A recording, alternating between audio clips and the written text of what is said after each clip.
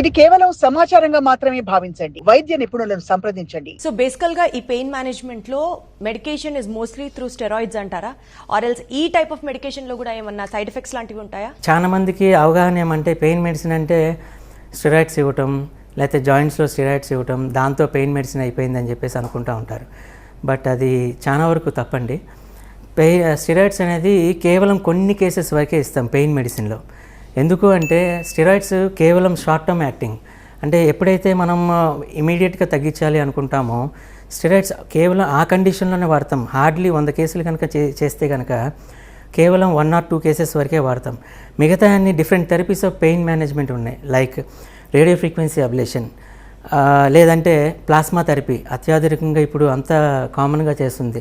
Joint లోపల మన highly filtrate plasma ఇట్లా ఇవ్వటం జరుగుతూ ఉంటుంది. ఇంకొకటి గ్రోత్ ఫ్యాక్టర్స్ కానీ ఇట్లాంటివి కానీ అడ్వాన్స్ థెరపీస్ ఉన్నాయి. గ్రోత్ ఫ్యాక్టర్ థెరపీ అని చెప్పేసి, రేడియో ఫ్రీక్వెన్సీ అబ్లేషన్ థెరపీస్ కానీ ఇట్లాంటివి అనేది మనం ఈ అడ్వాన్స్డ్ పెయిన్ మేనేజ్మెంట్ థెరపీస్లో ఇంటర్వెన్షన్స్గా చేస్తూ ఉంటాం.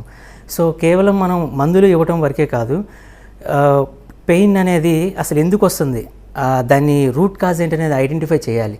లేదు అంటే నొప్పికైతే ఒక బెల్ వేసుకుంటే సరిపోతుంది. సో దానికి ఇంత హడావుడి చేయాల్సిన అవసరం లేదు. బట్ థింగ్స్ ఏమంటే అసలు పెయిన్ ఎందుకు వచ్చింది, దాన్ని ఎలా తగ్గించాలనేది మనం ఆలోచించాల్సి ఉంటుంది. సో బెల్ల వేయకుండానే మనం ఇంజెక్షన్ అనే ప్రక్రియ, మినిమల్లీ ఇన్వేజివ్ థెరపీస్ అంటాం, ఇవన్నీ మనం సర్జరీ అవాయిడ్ చేసి వీలైనంత వరకు పేషెంట్కి ఇబ్బంది కలగకుండా ఇంజెక్షన్ థెరపీ ద్వారానే పెయిన్స్ అనేది తగ్గించడం జరుగుతుంది. రైట్ సార్, ఇప్పుడు ఇందాక మీరు అన్నట్లుగా ప్లాస్మా థెరపీ అంటున్నారు. యూజువల్లీ ఈ కైండ్ ఆఫ్ ప్రాక్టీస్, ఈ థెరపీ వచ్చేసి చాలా కాస్మెటిక్ యాక్టివిటీస్ లో మనం చూస్తూనే ఉంటాం. అది హెయిర్ కావచ్చు, స్కిన్ కావచ్చు.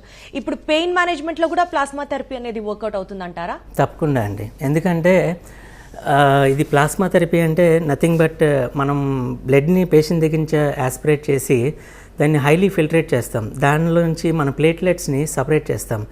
సో ఇందులో మనం ప్లేట్లెట్స్ వరకే వాడతాం, ప్లాస్మాను కూడా ఎగ్జాక్ట్గా వాడాం. పిఆర్పి ప్లాస్మా థెరపీ అంటాం, కానీ మెయిన్గా ప్లేట్లెట్ రిచ్ కాన్సన్ట్రేట్ని మనం వాడతాం.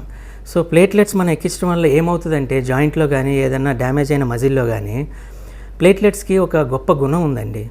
ఏంటంటే ప్లేట్లెట్స్ ఎక్కడికైతే వెళ్ళి అక్కడ కూర్చుంటాయో అక్కడ హార్మోన్స్ అనేది ఇండ్యూస్ చేస్తూ ఉంటాయి. దానివల్ల డ్యామేజ్ అయిన టిష్యూస్ని మళ్ళీ నార్మల్ టిష్యూకి రీజనరేట్ అయ్యే శక్తిని అది తీసుకొస్తుంది.